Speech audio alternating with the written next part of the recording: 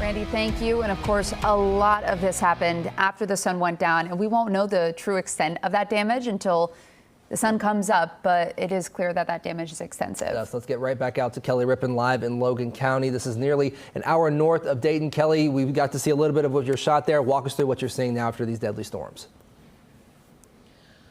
Just heartbreaking whenever you get up here and realize the amount of people that are impacted by this and how this community will be changed because of it. So we are in Lakeview this morning. This is on the southwest corner of Indian Lake. And I just want to show you guys, this is actually the library behind us. The windows are blown out. The book's still standing in there, but you can actually see the drop-off bin right at the front of the building. There are power lines down. There are power poles down. There are pieces of metal that don't belong to either of these buildings that we are in front of that are kind of twisted around in front of the building. As we were coming in, we were talking with Ohio State Highway Patrol about how, as Stephen mentioned, we really won't understand the magnitude of this storm and the damage until the sun comes up.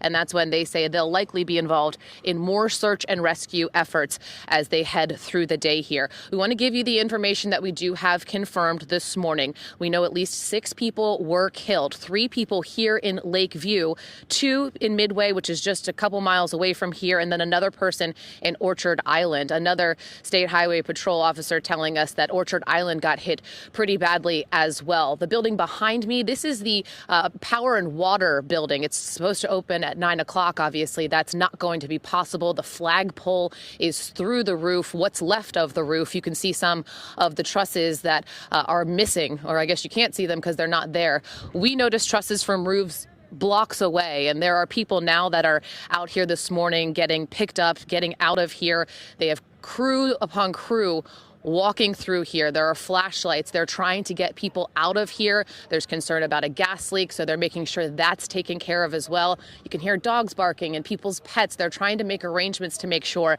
they are safe. And just to give you a little bit better of an idea, again, Lakeview is on the southwest corner of Indian Lake. Maybe you've come up here with friends before. As Randy mentioned, you have family who has been in this area. So it's a place that people are familiar with and have special memories. And that's why it is going to be very devastating as the sun comes up and we realize the extent of the damage here. We're working to get some more information from local hospitals about how they're doing. So far, it seems like they're able to handle the amount of people that have been coming in. They were fully staffed and prepared to do that. So we're working on getting some more information. A family pet cat has been kind of hanging out here with us this morning. Every once in a while, will let me pet the cat, and it has a collar on and a bell, so hopefully able to make its way home. But really just kind of looking around going, what's happening? Roads are closed throughout the area, so I know this probably isn't part of anyone in our area's daily commute, but this is, you probably have friends and family who have navigated around these parts, and they may not be able to get out or reach you right now because, of course, power is in fact out here this morning.